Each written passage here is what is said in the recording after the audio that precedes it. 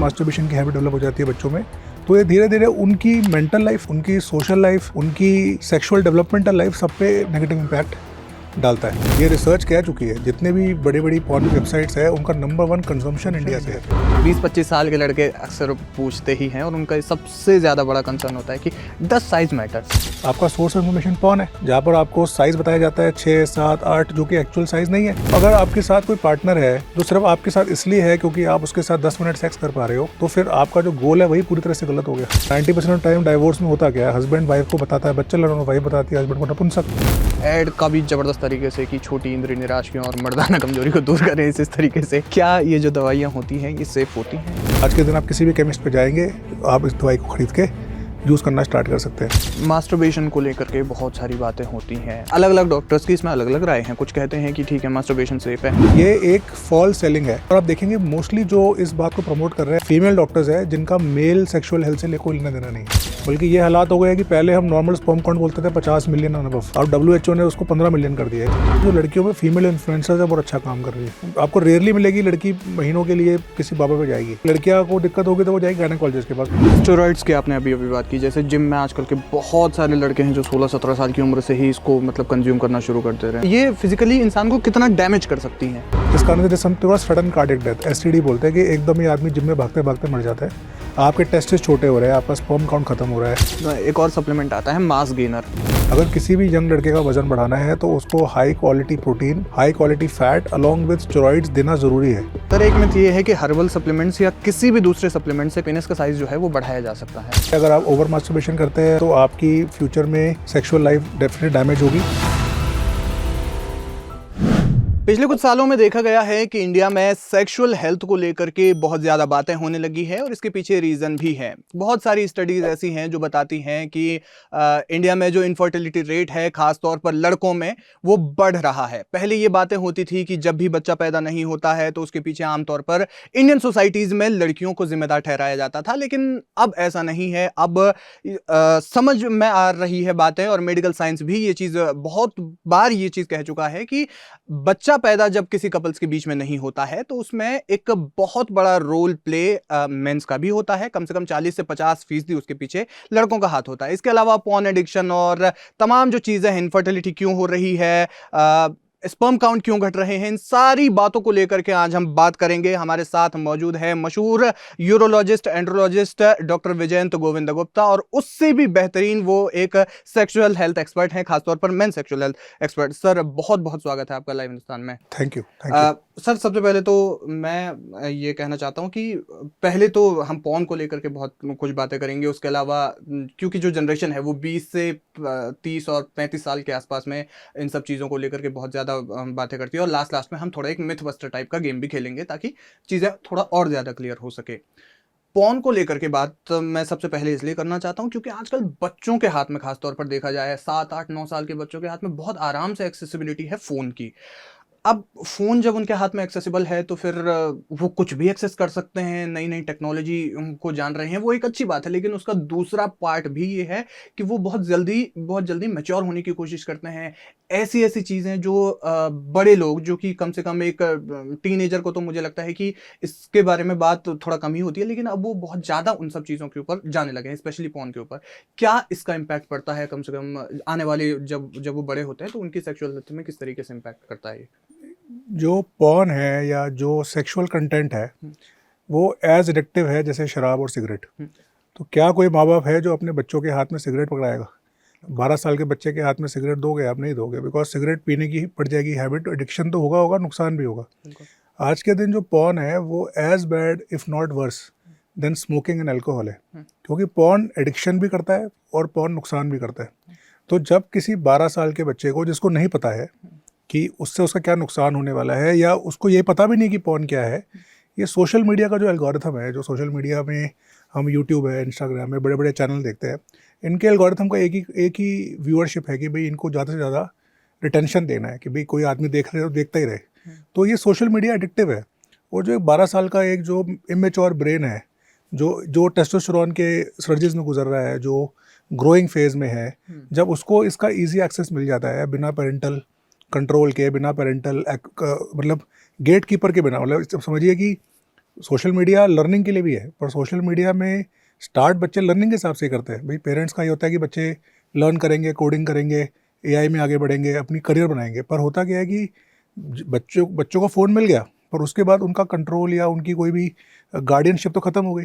तो धीरे धीरे एल्गोरिथम अपने आप ही बच्चों को पुश करता है टुवर्ड्स सेक्सुअल सजेस्टिव कंटेंट, और धीरे धीरे ये जो फिर एडिक्शन में डेवलप होता है, फिर हैबिट्स डेवलप होते हैं, जैसे मास्टरबेशन की हैबिट डेवलप हो जाती है बच्चों में।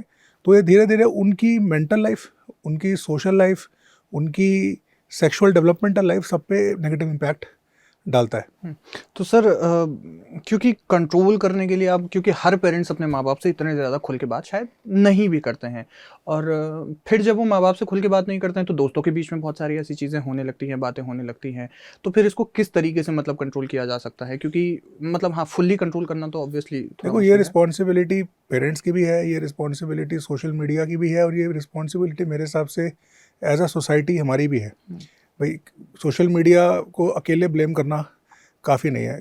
अब जैसे पेरेंट्स है, उन्हें पता है कि गाड़ी चलाने की उम्र 18 साल है, उससे पहले वो गाड़ी की चाबी नहीं देते अपने पेरेंट्स बच्चों के हाथ में। तो उनको पता होना चाहिए कि भाई जो फ़ोन आप दे रहे हो उनको, जिसमें 4K की कैपेबिलिटी है, जिसमें हाई इंटरनेट स्पीड है, जिसके ऊपर कोई लॉकिंग नहीं है, जिसके ऊपर कोई कंट्रोल नहीं है, तो वो फ़ोन भी आपके बच्चों के लिए इंजूरियस हो सकता है। तो सबसे पहले रिस्पॉन्सिबिलिटी माँ बाप की है कि भाई यंग एज में बच्चों को इतना ज़्यादा ईजी एक्सेस इंटरनेट का ही, ठीक है, ना मिले तो उसमें कम से कम कुछ टाइम बंदिशें हो कि भाई इतने घंटे इस्तेमाल किया जाए उस फ़ोन की या उस सिस्टम की जिस पे बच्चे एक्टिव है, उसकी पेरेंट्स सुपरविजन रखे, कम से कम चेक करे कि हमारा बच्चा क्या देख रहा है, उसको क्या इन्फॉर्मेशन प्राप्त हो रही है। अभी पीछे देखो, सिर्फ पॉर्न एडिक्शन एक प्रॉब्लम नहीं है इंटरनेट की। अभी पीछे एक स्टडी थी कि 30% बच्चों को इंटरनेट पे साइबर बुलिंग या एआई के माध्यम से उनकी पॉर्न बन जाती है, या चाइल्ड अब्यूज़ फेस करना पड़ता है, बिकॉज जो ये क्रिमिनल इंटेंट के लोग हैं वो भी इंटरनेट पे घूम रहे हैं। तो चाहे बच्चे एक्सेस कर रहे हैं, वो तो एक नेगेटिव पार्ट है ही, पर अपने बच्चों की सेफ्टी पैरामाउंट करने के लिए भी पेरेंट्स को कहीं ना कहीं बच्चों को इतना इजी एक्सेस जो दे रखा है इंटरनेट को, फ़ोन को। अभी पीछे स्टडी थी कि 53% जो यूज़र्स हैं इंटरनेट के वो बच्चे हैं लेस देन 18 ईयर्स। तो इतना ज़्यादा इंटरनेट यूज़र, क्योंकि इंटरनेट चीप हो गया है, 10,000 के 4K फ़ोन्स आ गए हैं। तो मेरे को लगता है पहली जिम्मेवारी पेरेंट्स की है कि बच्चों को स्टार्टिंग में इतना हाई रेंज फ़ोन ना दिलाइए। अगर भाई आपको फ़ोन दिलाना है उनको कि वो आपसे कम्युनिकेट कर पाए, तो सिंपल फ़ोन से भी काम हो सकता है। ज़रूरी नहीं कि आपको उनको स्ट्रीमिंग के साथ, वीडियो के साथ ही फ़ोन दिलाना है। सेकंड है, अगर वो फ़ोन दिला रहे हैं और वो फ़ोन लर्निंग पर्पज़ से है, तो ये आपकी रिस्पॉन्सिबिलिटी है कि उस पर ऐसे ऐप्स इंस्टॉल ना करें जिसके अंदर पेरेंटल कंट्रोल नहीं है या चाइल्ड लॉक्स नहीं है। और तीसरा है कि इट इज़ योर ड्यूटी कि आप हर हफ्ते या हर 10 दिन में अपने बच्चों के इंटरनेट यूजेज को भी मॉनिटर करें कि बच्चे क्या देख रहे हैं, क्या साइट्स एक्सेस कर रहे हैं, कहाँ जा रहे हैं, उसको क्या इन्फॉर्मेशन मिल रही है। तो इस तरीके से रिस्पॉन्सिबिलिटी पेरेंट्स की तो है ही है। साथ में अभी सोशल मीडिया के अंदर भी यूट्यूब ने, इंस्टाग्राम ने, इन्होंने भी parents lock, child lock, usages data, इन सब पे लॉक्स लगाया है ताकि पेरेंट्स सेट कर पाए कि हमारे बच्चे क्या कंटेंट जनरेट कर रहे हैं या क्या कंटेंट देख रहे हैं। तो आई थिंक इन दोनों की अगर दोनों लोग मिल के करेंगे तो हो सकता है कि बच्चे इससे बच पाए। हाँ, क्योंकि जैसे ये बहुत बार तो ये सामने भी आ चुका है कि इंडिया जो है वो पॉर्न देखने के मामले में कम से कम दुनिया के सबसे बड़े ज़्यादा देशों में से नंबर 1 है। बिल्कुल, ये रिसर्च कह चुकी है, जितने भी बड़ी बड़ी पॉर्न की वेबसाइट्स है उनका नंबर 1 कंजम्पशन इंडिया से है। बिकॉज इंडिया में अनफॉर्चुनेटली या फॉर्चुनेटली, हम लोग डिजिटल रेवोल्यूशन में तो है, पर इंडिया में इंटरनेट सबसे सस्ता है पूरे वर्ल्ड में। तो जियो का फ़ायदा भी हुआ है हमारे देश को इंटरनेट पे जोड़ने का, यूपीआई जैसे है, तो यूपीआई रेवोल्यूशन इंटरनेट ने दिया है, पर ये पॉर्न रेवोल्यूशन भी इसी इंटरनेट का एक नतीजा है। एक जो चीज़ सबसे ज़्यादा जो एक कम से कम मैं ये समझूंगा कि 20 से 30 साल की उम्र के, 30 तो नहीं लेकिन हाँ 20-25 साल के लड़के अक्सर पूछते ही हैं, और उनका सबसे ज़्यादा बड़ा कंसर्न होता है कि डज साइज मैटर्स। यस, तो ये कंसर्न सही भी है, क्योंकि ये जो उम्र बताई आपने, इसी उम्र में आदमी मैच्योर हो रहा होता है, इसी उम्र में आदमी रिलेशन बना रहा होता है, इसी उम्र में उस आदमी में कई सारी इन्फीरियरिटी अपनी बॉडी को लेके जा रही होती है। तो अगर आप बात करेंगे किसी 15 से 20 साल के लड़के में, तो सिर्फ पेनिस साइज़ को लेके नहीं, वो अपने जीवन में हर चीज़ के लिए इनसिक्योर होता है। वो अपने पिंपल्स के लिए इनसिक्योर होता है, वो अपने बालों के लिए इनसिक्योर होता है, अपनी हाइट को लेकर इनसिक्योर होता है, अपनी कमाई को लेकर इनसिक्योर होता है, अपनी डिग्री को लेकर इनसिक्योर होता है। पर इन सब इनसिक्योरिटीज़ का जवाब उसको आराम से मिल जाता है। पर क्योंकि हमारे देश में गुप्त रोगों को इतना छुपा के रखते हैं, एम्बैरेसमेंट से देखा जाता है, क्योंकि सही एक्सेस नहीं है नॉलेज के लिए, क्योंकि बच्चे अपने पेरेंट्स से बात नहीं कर पाते, बच्चे अपनी फैमिली से बात नहीं कर पाते, तो इसमें वो कंफ्यूज हो जाते हैं। क्योंकि जब वो जवाब ढूंढते हैं हाइट का उन्हें जवाब मिल जाता है, अच्छा वो जवाब ढूंढते हैं कड़े का उन्हें जवाब मिल जाता है, पर जब वो जवाब ढूंढते हैं लिंक के साइज़ को लेके तो उन्हें सही जवाब मिल नहीं पाता। यस, पेनिस का साइज़ मैटर करता है पर एक रेंज में, एक नॉर्मल एवरेज में। तो एक नॉर्मल एवरेज साइज़ हर इंडियन का या हर कम्युनिटी का होता है, और 99% जो लोग हैं वो इस नॉर्मल साइज़ में आते हैं, और उस साइज़ के अंदर आप संभोग कर सकते हैं, उस साइज़ में आप बच्चे कर सकते हैं, उस साइज़ में आप सब कुछ कर सकते हैं। बट इनसिक्योरिटी जो डेवलप हो गई है इन सोशल मीडिया से अगेन, क्योंकि भाई आपका सोर्स इन्फॉर्मेशन क्या है? आपका सोर्स इन्फॉर्मेशन पॉर्न है, बिल्कुल। जहाँ पर आपको साइज़ बताया जाता है 6, 7, 8 जो कि एक्चुअल साइज़ नहीं है, या आपका इन्फॉर्मेशन का सोर्स है वो दवाई बनाने वाले या वो दवाई बेचने वाले लोग जो अपनी दवाई बेचने के लिए आपके अंदर साइज़ कम बताएंगे। तो जब आपकी इन्फॉर्मेशन का सोर्स ही गलत आएगा तो धीरे धीरे वो इनसिक्योरिटी मैच्योर हो जाती है। बिल्कुल। तो यस, साइज़ मैटर्स। अगर किसी का साइज़ बहुत कम है बीमारी की वजह से, ग्रोथ की वजह से, हार्मोन्स की वजह से, तो यस उसको हम मेडिकली या सर्जिकली इम्प्रूव करते हैं। पर अगर कोई नॉर्मल रेंज में है और उसका जो गुप्तांग है वो पूरा फंक्शनल है, तो उस केस में आई डोंट थिंक कि साइज़ मैटर्स। क्योंकि इससे जुड़ा हुआ मेरा एक ये भी सवाल है कि साइज़ या परफॉर्मेंस, बहुत सारे लोग बोलते हैं कि नहीं साइज़ बहुत ज़्यादा मैटर करता है, और क्योंकि लड़कों को तो ये मतलब जब उनको लगता है कि हाँ मतलब उनके पास एक ठीक ठाक साइज़ है तो फिर वो उसको अपने ईगो से जोड़ते हैं। Yes. एकदम खुश होने लगते हैं, कॉन्फिडेंस एकदम बहुत ज़्यादा बिल्डअप हो जाता है। लेकिन अगर मैं आपसे ये पूछूं कि साइज़ वर्सेस परफॉर्मेंस, तो क्या आपका टेक रहेगा?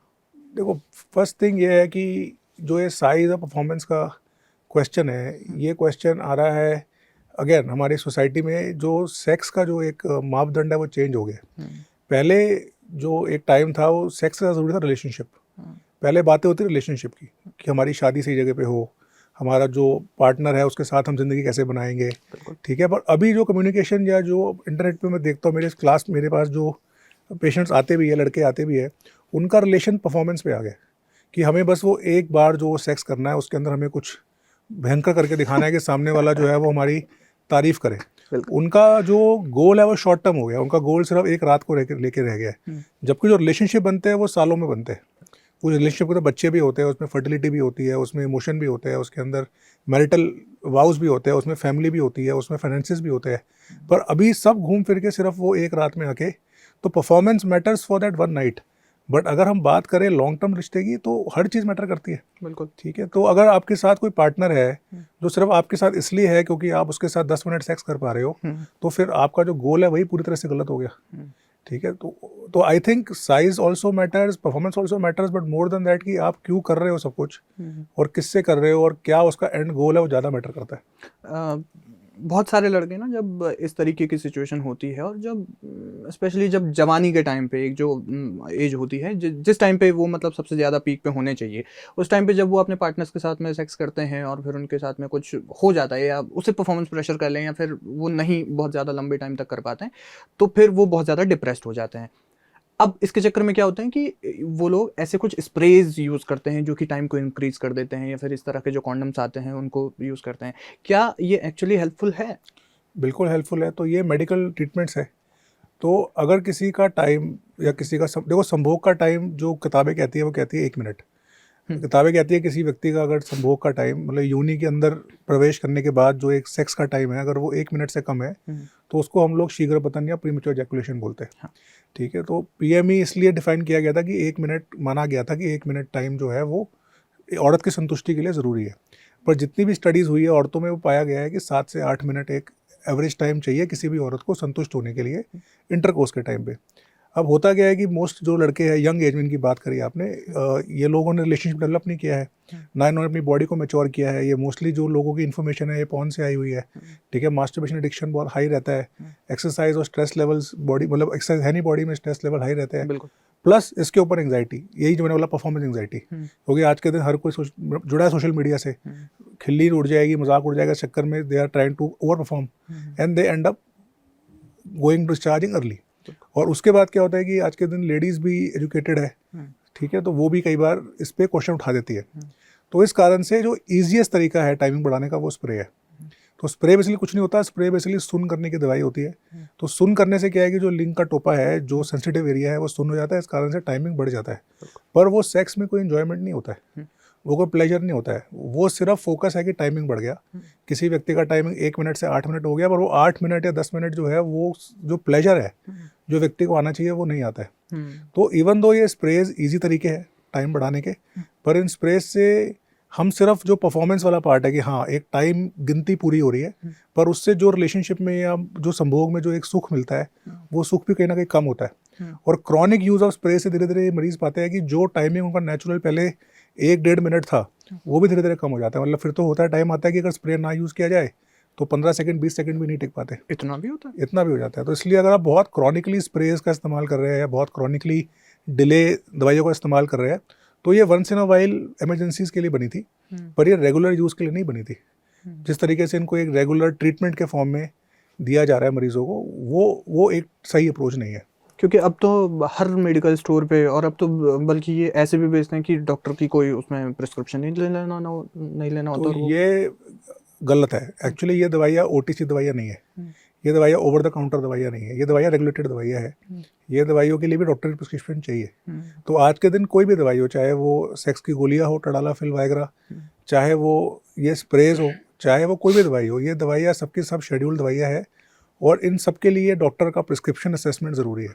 पर हमारे देश का दुर्भाग्य है कि हमारे देश में कोई भी रूल ऑफ लॉ फॉलो नहीं होता।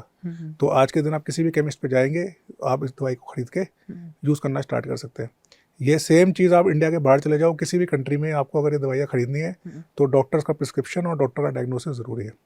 तो हमने, क्योंकि हमारे देश में सब कुछ ईजिली अवेलेबल है, अभी ऑनलाइन मंगवा लो, फार्मेसी मंगवा लो, और प्रिस्क्रिप्शन भी कोई इतना ज़्यादा चेक करता नहीं है।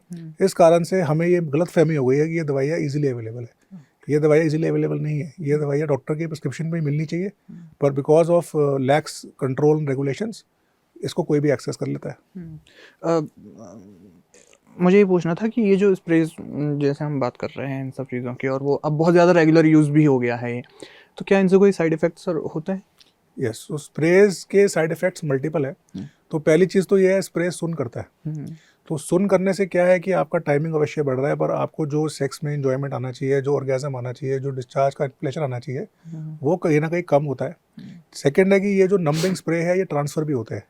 तो अगर आपने अपने लिंग पे स्प्रे लगाया है और उसके बाद आप योनि में डालेंगे तो ये स्प्रे पार्टनर को ट्रांसफ़र भी होते हैं। हाँ। तो कई बार ये पार्टनर के अंदर भी जलन, इचिंग, इन्फेक्शन और सुनपन कॉज कर सकते हैं।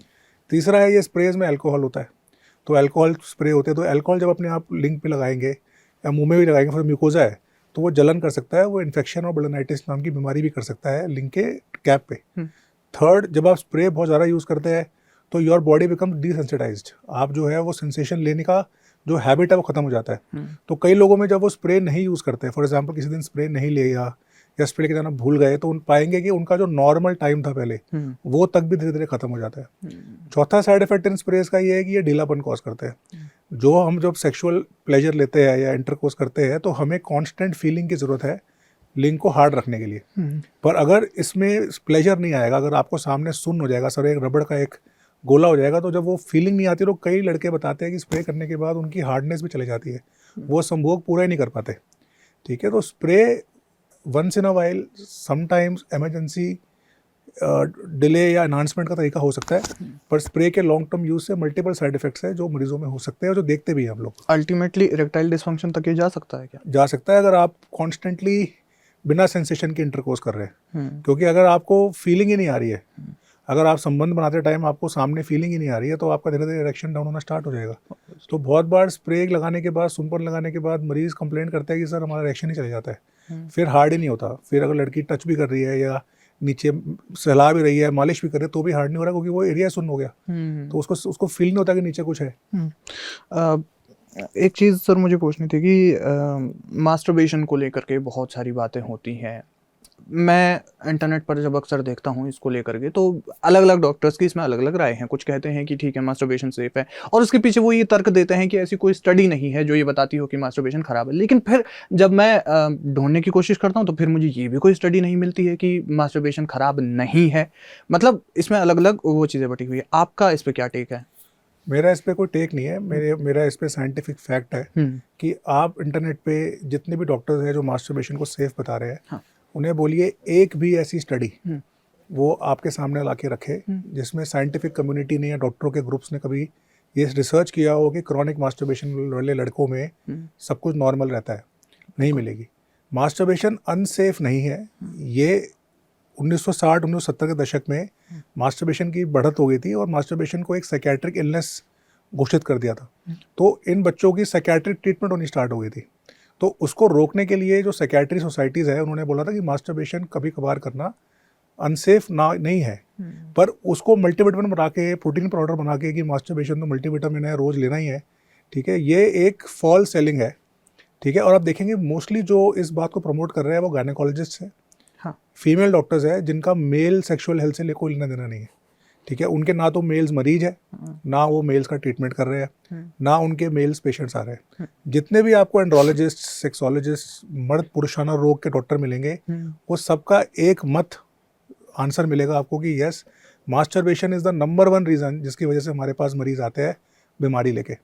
मास्टरबेशन रेक्टल डिस्फंक्शन करती है, मास्टरबेशन टाइमिंग ख़राब करती है, मास्टरबेशन प्लेजर लेने के आनंद की कैपेसिटी ख़त्म करती है, मास्टरबेशन आपके करियर में इंटरफेयर करती है, मास्टरबेशन आपका टेस्टोस्टेरोन लो करती है, मास्टरबेशन आपके स्पर्म काउंट को अफेक्ट करती है। तो masturbation once in a while stress relief के लिए, स्पेशली हमारी सोसाइटी में जहाँ पर शादियाँ लेट हो रही है, जहाँ पर सेक्सुअल ऊर्जा बहुत ज़्यादा है, तो once in a while okay, ठीक है, it is fine. But masturbation as a multivitamin tonic 21 बार महीने में करना है, ऐसा कोई स्टडी ने कभी भी नहीं बोला।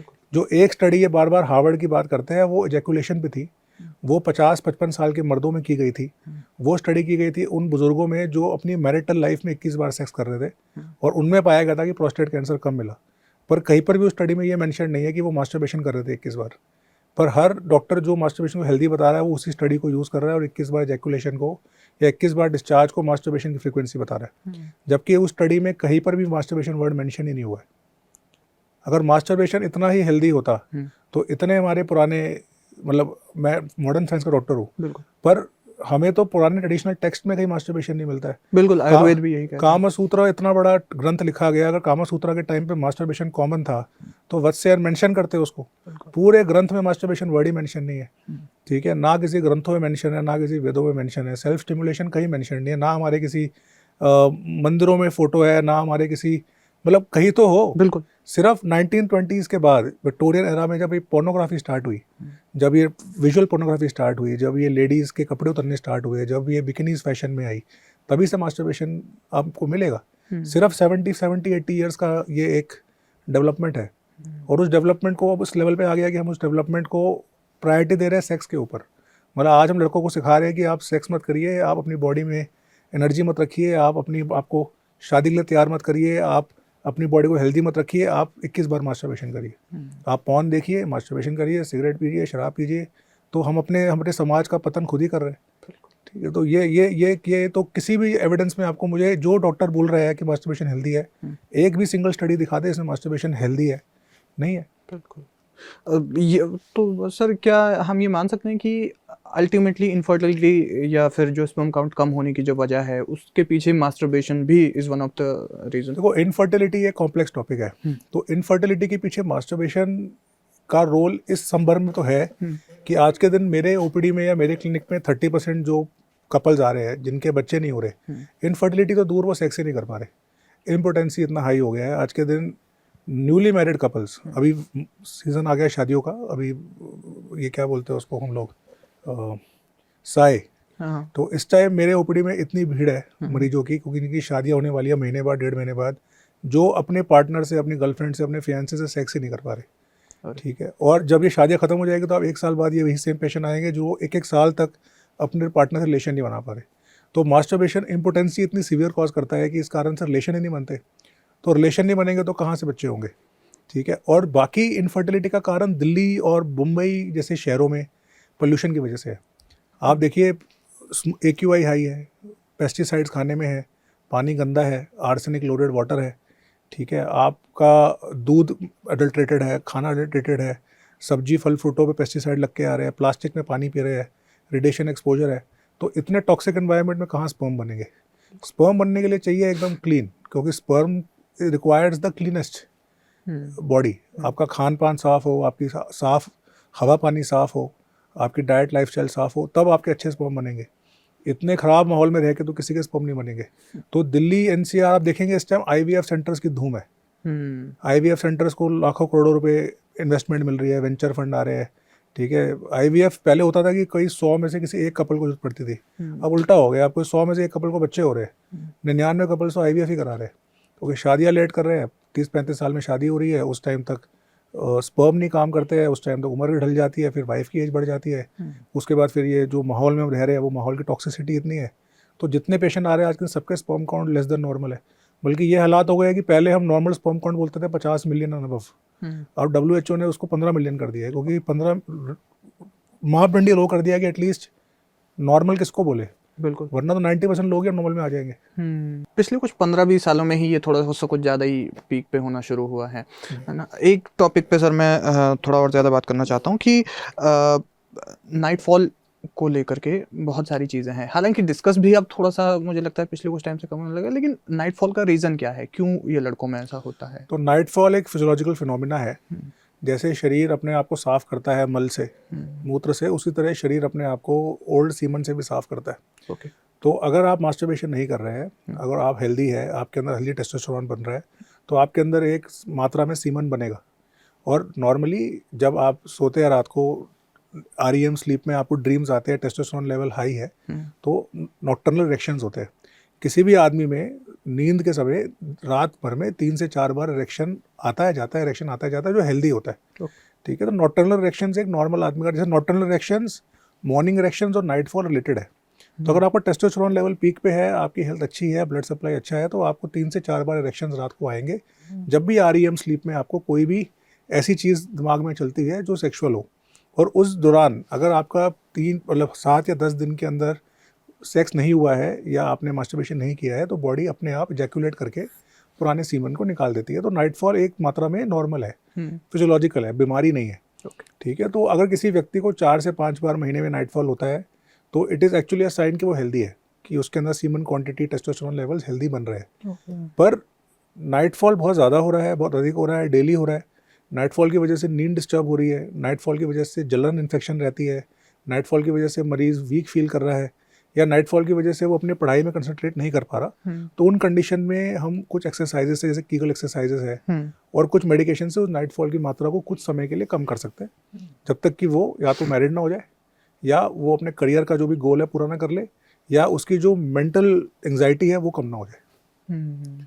तो अगर मान लीजिए किसी को नाइटफॉल नहीं भी हो रहा है, जैसे आपने बताया कि वो अब कोई नुकसान नहीं है उस चीज़ के, लेकिन अगर मान लीजिए किसी को बिल्कुल ही नहीं हो रहा है, तो क्या इसमें कोई यस, तो नाइटफॉल अगर कोई आदमी है जो सेक्सुअली एक्टिव भी नहीं है और मास्टरबेशन भी नहीं कर रहा है, और उसको नाइटफॉल नहीं हो रहा है, तो वो भी बीमारी है। तो किसी भी हेल्दी व्यक्ति को जो सेक्सुअली एक्टिव नहीं है, तो उसको एटलीस्ट हफ्ते में 5 से 6 बार मॉर्निंग इरेक्शंस, मतलब सुबह लिंग का टाइट होना नींद खुलते समय, और एटलीस्ट महीने में या हफ्ते में 1 बार, महीने में 3 से 4 बार नाइटफॉल होना एक नॉर्मल प्रक्रिया है। जो अगर उससे कम हो रहा है तो डेफिनेटली उसका अपने टेस्टोस्टेरोन लेवल चेक कराने की ज़रूरत है। बिल्कुल। एक चीज़ सर मैं पूछना चाहता हूँ, क्योंकि इंटरनेट पर आजकल जैसे जैसे यूट्यूब का या फिर सोशल मीडिया तेज़ी से बढ़े हैं, और जैसा आपने बताया कि इंटरनेट भी सस्ता है ही इंडिया में, सेक्सोलॉजिस्ट नाम की कोई टर्म होती है? क्योंकि जब भी आप देखिए ना, आप किसी हाईवे पर आप गुजरिए तो फिर कुछ ना कुछ वहाँ पर गुप्त रोग विशेषज्ञ और ये सब चीज़ों के आपको मिल जाएंगे, राइट? और उसके अलावा इंटरनेट पर भी दुनिया भर के भरे पड़े हैं जो दावा करते हैं कि ओके दे आर, मतलब वो सेक्सुअल हेल्थ एक्सपर्ट हैं या फिर वो ये सब चीज़ें कर सकते हैं। तो मान लीजिए कि अगर, पहले तो मेरा सवाल यही कि क्या सेक्सोलॉजिस्ट एक्चुअली कोई टर्म होती है? देखो, सेक्सोलॉजिस्ट एक टर्म तो होती है, और वो हमारे इंडिया में बहुत हाईली मिसयूज टर्म है। तो सेक्सोलॉजिस्ट मतलब ऐसा साइंटिस्ट या ऐसा कोई डॉक्टर जो सेक्स समस्या का समाधान करता हो। पर हमारे देश में कोई रेगुलेशन नहीं है, तो कोई कुछ भी कर सकता है। तो हमारे देश में अगर आप कार्डियोलॉजिस्ट से समझे, तो कार्डियोलॉजिस्ट मतलब कि किसी लड़के ने MBBS किया हो, फिर MD किया हो, फिर DM किया हो कार्डियो में, उसके बाद वो हार्ट विशेषज्ञ बनता है। पर हमारे देश में तो कोई डॉक्टर ना भी हो तो भी अपने आगे नाम के आगे कार्डियोलॉजिस्ट लगा लेता है, उसको रोकने वाला कोई नहीं है, क्योंकि जो MCI या मेडिकल काउंसिल ऑफ इंडिया है वो सिर्फ डॉक्टरों को रेगुलेट करती है। तो एज अ डॉक्टर मैं MCI रजिस्टर्ड हूँ, मैं MBBS हूँ, मैं MS हूँ, मैंने MCH किया है, फिर मैंने उसके बाद 7 साल फेलोशिप्स करी है मेंस हेल्थ में। तो मुझे अपनी डिग्रीज को पूरा रखना है, क्योंकि मैं MCI रजिस्टर्ड हूँ, दिल्ली मेडिकल काउंसिल रजिस्टर्ड हूँ। तो मुझे पता है कि अगर मैं कुछ गलत बोलूँगा या अपने आप को गलत बताऊँगा तो मेरे ऊपर एक्शन हो सकता है। पर आज के दिन कौन रोक सकता है किसी और को कुछ भी बोलने के लिए, क्योंकि कोई रेगुलेटरी बॉडी तो है नहीं। तो आज के दिन तो कोई अनपढ़ आदमी और अपने आप को सेक्सुअली बता सकता है, क्योंकि सेक्सोलॉजिस्ट कोई मेडिकल टर्म तो नहीं है, वो तो एक साइंटिस्ट की टर्म है। पर अगर आप जेन्युइनली, आप पूरे देश में ये एक मैसेज है, अगर आपको मेंस हेल्थ की प्रॉब्लम है, मर्दाना रोगों की प्रॉब्लम है, चाहे वो अर्ली डिस्चार्ज की हो, चाहे वो इरेक्टाइल डिसफंक्शन की हो, चाहे वो मेल इनफर्टिलिटी की हो, चाहे वो लो हार्मोन की हो, चाहे वो टेस्टिकुलर प्रॉब्लम्स हो, तो आपको जाना है एक एंड्रोलॉजिस्ट के पास। तो एंड्रोलॉजिस्ट जो है वो एक मेडिकल टर्म होती है। एंड्रोलॉजिस्ट वो डॉक्टर होते हैं जिन्होंने अपनी MBBS, MS, MCH मतलब 11 साल पढ़ाई के बाद 3 साल एंड्रोलॉजी या मेंस हेल्थ में एक्सेसिव फेलोशिप करी हो। तो आप अगर किसी एंड्रोलॉजिस्ट के पास जा रहे हैं तो जो ये टर्म है ये सिर्फ डॉक्टर ही यूज़ करेगा, और आप ये सर्टे हो सकते हो कि ये आदमी कम से कम 15 साल एक्सपीरियंस लेके आपका इलाज करेगा। तो आपको उसके पास मिलेगी जानकारी जो है वो एक्यूरेट भी होगी, उसके पास मिला गया इलाज अच्छा भी होगा। बाकी सेक्सोलॉजिस्ट हो सकता है कि आप अपने आप को कल बता दो, आपने इंटरव्यू लिया मेरे साथ, आजकल आप सेक्सोलॉजिस्ट हो गए। तो ये तो कोई भी यूज़ कर सकता है टर्म। बिल्कुल बिल्कुल।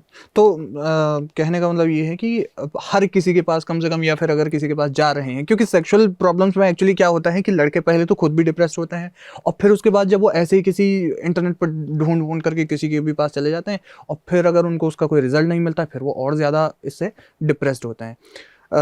इसी से जुड़ा हुआ मेरा एक तो सवाल, आपने पढ़ा होगा, लेटेस्ट न्यूज़ ही थी शायद आपके चैनल पर आई होगी, हिंदुस्तान टाइम्स में, जहाँ बताया था कि अभी 6-10 दिन पहले की न्यूज़ है, IIT कानपुर का पढ़ा हुआ लड़का, IIT का पढ़ा हुआ लड़का, इतना बड़ा इंजीनियर जो इंडिया में AI रेवोल्यूशन लेके आ रहा है, वो एक हकीमी जो ये बाबा लगते हैं ना, ये जो टेंट में, उनको 6 लाख रुपए दे के आया इलाज के लिए, ठीक है।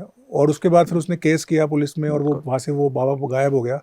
तो मैं कह रहा हूँ हमारे देश में इतना ज़्यादा एम्बेरसमेंट है इस चीज़ को लेके कि जो व्यक्ति है वो डॉक्टर पे जाता ही नहीं है, हकीमों के पास जा रहा हाँ। मतलब आप सोचो, पढ़ा लिखा व्यक्ति, साइंटिस्ट, IIT का लड़का, मतलब जो इतना जिसको एक्सपेक्ट करते हैं, जो देश में मतलब चांद को, चंद्रयान लेके जाएगा चांद पे, वो आदमी अभी भी बाबाओं के पास जाके 6-6 लाख रुपए की पुड़िया खाने में इंटरेस्टेड है।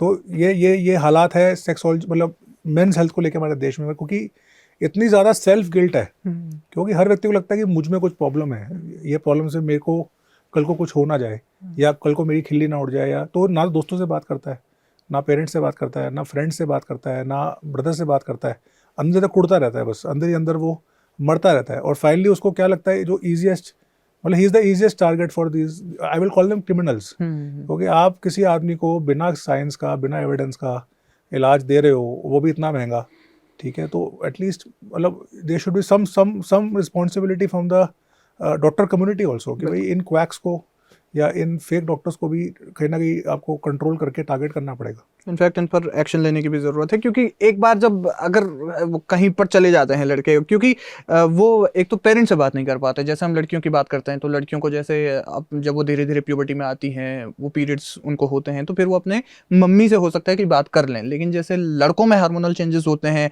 वो क्या महसूस कर रहे हैं, वो फिर घर पर किसी से भी बात नहीं कर पाते। लड़कियों के अंदर मैंने देखा है कि जो लड़कियों में फीमेल इन्फ्लुएंसर्स है बहुत अच्छा काम कर रही है। हाँ।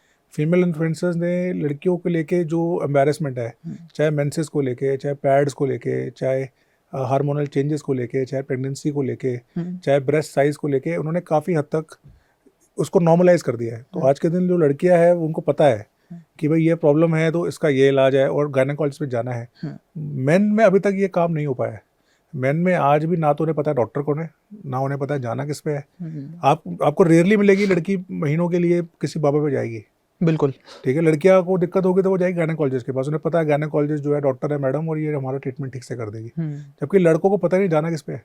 तो आपके चैनल के माध्यम से इतना जरूर बताऊंगा कि अगर आपको प्रॉब्लम है तो आपके लिए सही डॉक्टर जो है वो यूरोलॉजिस्ट या एंड्रोलॉजिस्ट है, पूरे देश भर में है, ठीक है। और ये सब लोग जो है MCH है, हाईली क्वालिफाइड है, बड़े बड़े इंस्टीट्यूट संस्थानों से पढ़े हुए हैं, और ये आपकी प्रॉब्लम को अच्छे से समझ भी लेंगे, इलाज भी कर लेंगे। बिल्कुल। तो हम भी ये चीज़ आपसे कहना चाहते हैं कि इंटरनेट पर ढूंढ करके, सिर्फ गूगल पर ढूंढ के अपने जो वो आप ढूंढ लेते हैं नियरेस्ट सेक्सोलॉजिस्ट ऐसा करके, तो ऐसे मत ढूंढिए, किसी अच्छे डॉक्टर्स के पास में रिसर्च करके जाइए, ताकि उसका आपको भी फायदा हो, वरना नुकसान तो सर इसके बहुत सारे हो ही जाते हैं। नुकसान पैसे का भी होगा और नुकसान सेहत का भी होगा। बिल्कुल।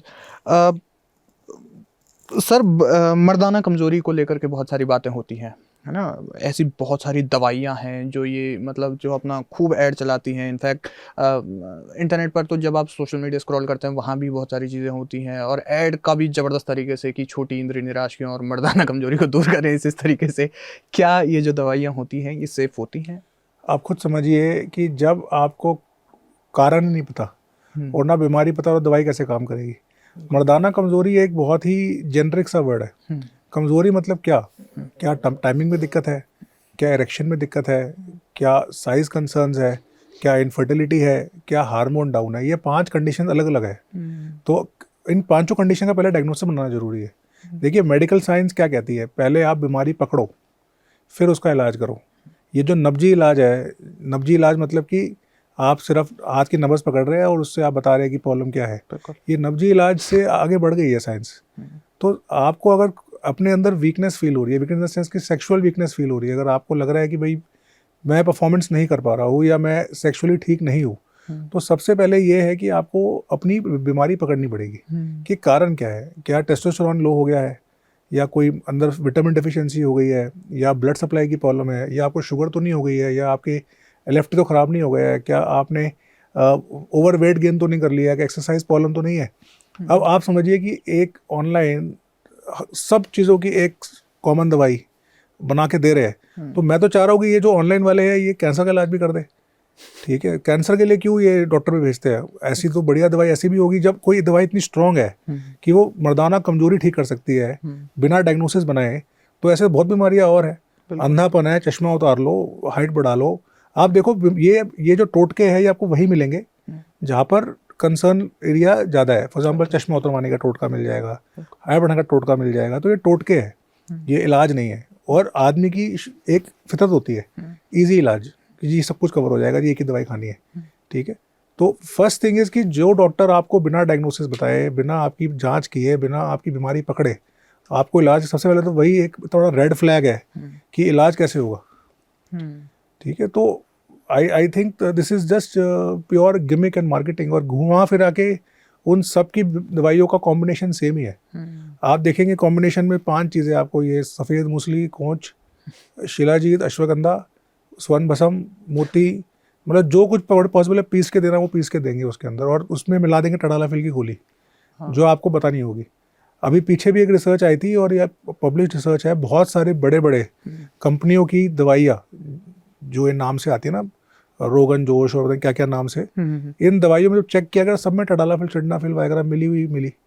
तो मरीज सोच के खा रहा है कि उसको कुछ ना कुछ मतलब नया मिल रहा है, जबकि खा तो वो एलोपैथी दवाई ही रहा है, बिल्कुल, पर वो महंगी खा रहा है। जो वैगरा की गोली बाहर मिलती है 20 रुपये में, आप उस गोली को पिसवा के खा रहे हो 2000 रुपये में, तो अपना पैसे खराब कर रहे हो और तो कुछ नहीं कर रहे। तो सबसे पहले तो ये समझना है कि अगर मान लीजिए कोई लड़का है या फिर कोई इंसान है जिसको ये सब चीज़ें अपने अंदर फील हो रही हैं, वो ये कह रहा है कि वो अच्छे तरीके से परफॉर्म नहीं कर पा रहा है अपने पार्टनर के साथ में, ये सब चीज़ें, तो अगर उसको महसूस हो रहा है और वो किसी को बता भी नहीं सकता, पेरेंट्स से बातें वो कर नहीं सकता, तो सबसे पहले तो वो क्या करे? क्योंकि वो ऑनलाइन सर्च करता है, जैसा आपने बताया कि वो सेफ भी नहीं है, तो सबसे पहले उसको क्या स्टेप लेना चाहिए और उसके बाद क्या करना चाहिए? देखो, सबसे पहले तो उसको कुछ ऐसी 5-6 चीज़ें हैं जो वो घर पे कर सकता है। सबसे पहले तो उसको जो भी नेगेटिव बिहेवियर है जो उसके अंदर बार बार ये एक्टिविटी ट्रिगर कर रहा है, उस बिहेवियर को छोड़ना चाहिए। फॉर एग्जांपल वो सेक्स नहीं कर पा रहा है अपनी गर्लफ्रेंड के साथ या पार्टनर के साथ, तो पहले तो उसको 15 दिन, 20 दिन, महीने का ब्रेक लेना चाहिए, तो क्योंकि वो उसकी एंग्जाइटी की साइकिल को ब्रेक करेगा। ठीक है, सेकेंड है फिर उसको अपनी लाइफस्टाइल में और अपनी डाइट में और अपने एक्सरसाइज में जो भी डेफिशिएंसी है उसे पूरी करनी चाहिए। वजन कम करे, एक्सरसाइज करना स्टार्ट करे, कीगल एक्सरसाइज करे, पेल्विक फ्लोर को स्ट्रेंथन करे, स्मोकिंग है तो बंद करे, शराब है तो बंद करे, थोड़ा टाइम पे उठे, रात को नींद पूरी ले। ठीक है, इन सबको करने के बाद 30-40% पेशेंट्स तो ऐसे ही ठीक हो जाएगा जो पुअर लाइफस्टाइल के शिकार है। पूरी नींद नहीं मिल रही है, पूरा रेस्ट नहीं मिल रहा है, बॉस रात को काम कराता है, दिन में काम कराता है, घर नहीं जा पाते हैं। ठीक है, स्लीप साइकिल डिस्टर्ब्ड है। तो अभी दिल्ली में तो सबसे कॉमन यही है, एनसीआर में तो बिल्कुल भाई आप 12 बजे की शिफ्ट के लिए 10 बजे निकलते हो और 8 बजे काम खत्म करके घर 10 बजे पहुंचते हो। ठीक है, और फिर रात को खाना खा के 4 घंटे 5 घंटे सो पाते हो, फिर सुबह वही साइकिल स्टार्ट हो जाती है। तो lack of rest, chronic stress, ठीक है, और उसके साथ में फिर ये चाय, smoking, alcohol, lack of exercise, सबसे कॉमन कारण यही है। तो ये ठीक करेगा तो 90% तो वैसे ही इंप्रूवमेंट आ जाएगा।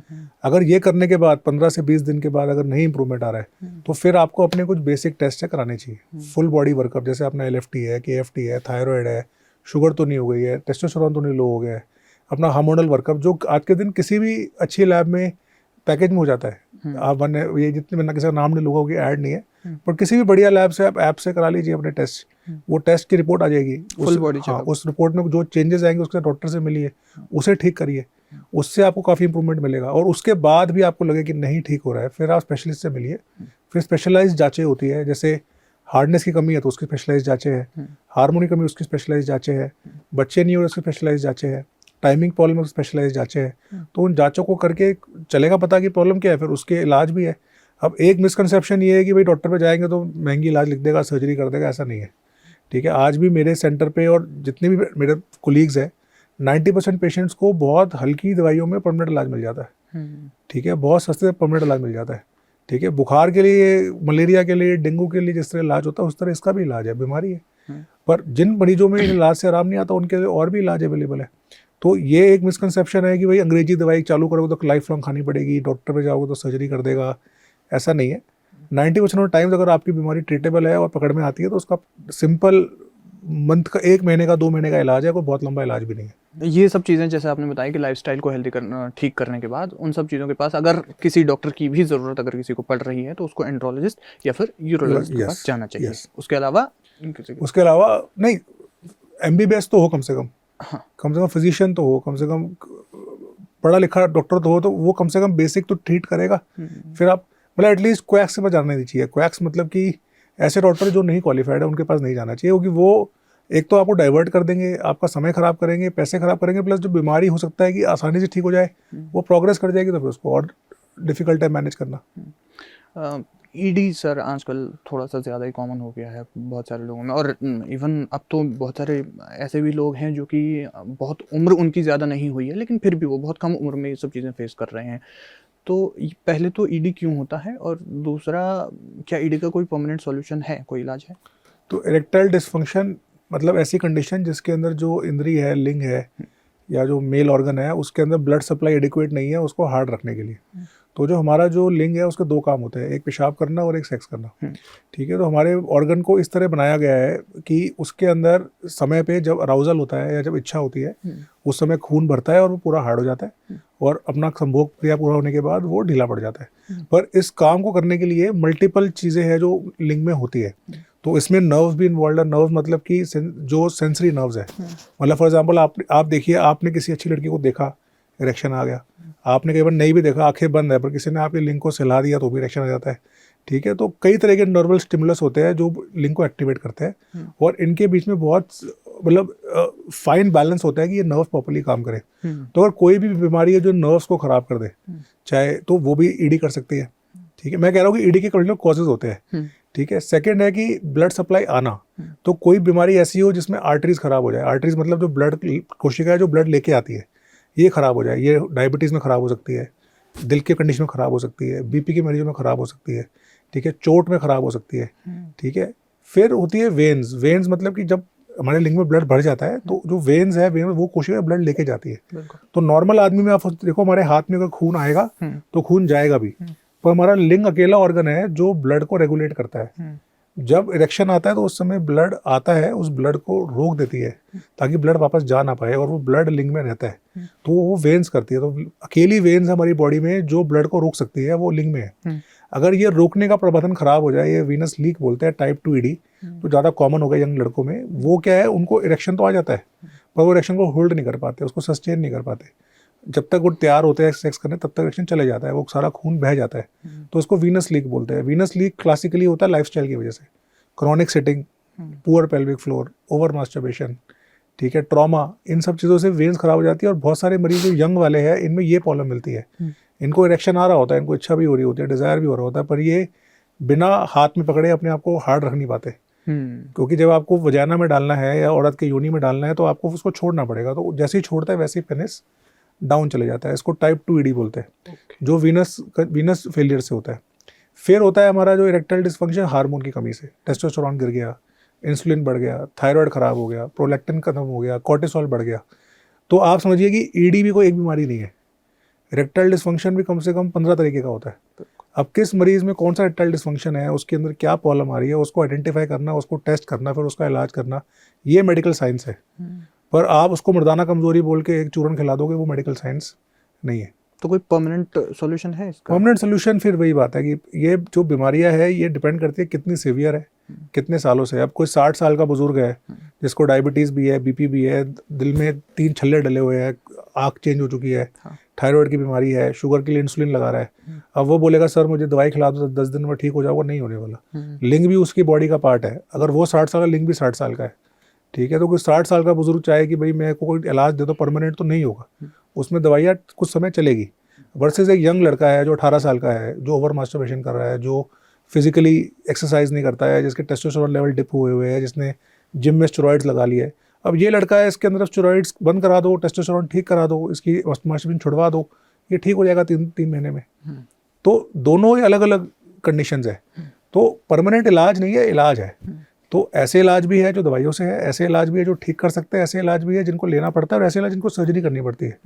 It is the same like cardiology. अब ऐसे मरीज भी है जिनको हार्ट अटैक आता है और वो बिना छल्ले के चलते हैं, ऐसे भी जिनमें छल्ला डालना पड़ता है, स्टेंट, और ऐसे भी जिनके अंदर बाईपास सर्जरी करनी पड़ती है, और हार्ट ट्रांसप्लांट भी होता है। तो चारों इलाज है, पर ऐसा कोई तुम्हें नहीं मिलेगा मरीज ना, डॉक्टर साहब मेरा अब हार्ट खराब है, आप मेरा 1 दिन में ठीक कर दो, मेरा हार्ट का परमानेंट इलाज है क्या? हाँ है, हार्ट ट्रांसप्लांट कर नया लगा देता, लगवाएगा कोई? नहीं लगवाएगा, दवाई खाएगा। तो उसी तरह लिंग भी है, लिंग भी आपके बॉडी का ऑर्गन है, उसके अंदर बीमारी अलग तरीके की होती है। अब कौन सी बीमारी है, उसका कौन सा इलाज है, उस हिसाब से इलाज होगा। एक चीज़ और सर मैं जानना चाहता हूँ कि आयुर्वेद में कुछ कुछ जैसे इलाज है, और अब तो इंटरनेट पर ऐसे थोक के भाव बिक रहे हैं कि जिसकी कोई हद नहीं है, जैसे सफ़ेद मूसली की आपने बात की, या फिर जो और भी शिलाजीत हो गया, ये सब चीज़ें क्या ये वाकई हेल्प करती हैं इन सब चीज़ों में? तो मैं आयुर्वेद के अगेंस्ट नहीं हूँ, मुझे लगता है आयुर्वेद में बहुत सारा ऐसा ज्ञान है जो बहुत वैलिड है और बहुत इफेक्टिव है।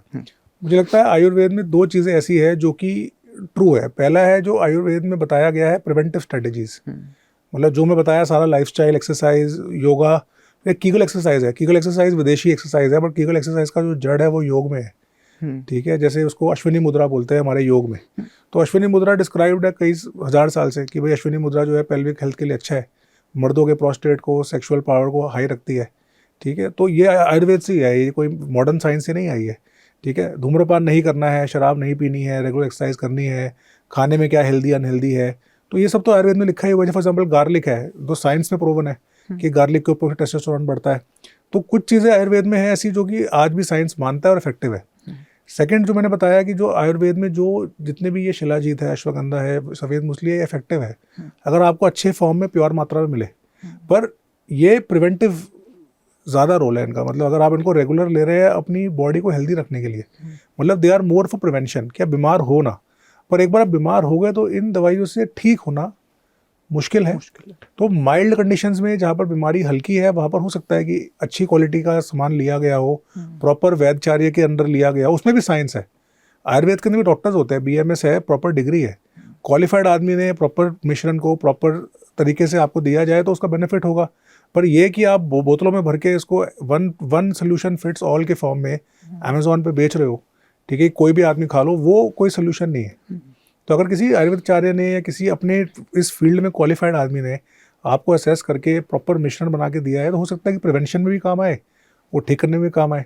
पर मिक्सचर्स बना के just selling it online, Facebook से, यूट्यूब से कि आप इसको बाय कर लो, 3 महीने का कोर्स कर लो, 4 महीने का कोर्स कर लो, ये मेरे को लगता नहीं कि इफेक्टिव है और काम भी करता है। जैसे आपने बताया कि प्रिकॉशन के लिए या फिर पहले से, ताकि आप बीमार ना पड़ो इन सब चीज़ों के लिए, ठीक है। तो जैसे इनमें ना बहुत बार ये दावा भी किया जाता है कि ये चीज़ें टेस्टोस्टेरोन को बूस्ट करने के लिए अच्छी हैं, या फिर बॉडी में जो एनर्जी लेवल है उसको अच्छा करने के लिए ये सब चीज़ें सही हैं, चाहे वो सफ़ेद मूसली हो, चाहे वो फिर ये सब चीज़ें हैं। और अब तो जिम के लिए भी बहुत ज़्यादा प्रमोट ये सब चीज़ें की जाने लगी हैं। तो क्या आप इन सब चीज़ों में मानते हैं कि हाँ ये बेनिफिशियल है? शिलाजीत तो has been found in multiple research की शिलाजीत टेस्टोस्टेरोन बढ़ाती है। अश्वगंधा नींद को बेहतर करती है, अश्वगंधा एडेप्टोजन है, वो आपके कोर्टिसोल लेवल को कम करके टेस्टोस्टेरोन बढ़ाती है, ये नोन फैक्ट है।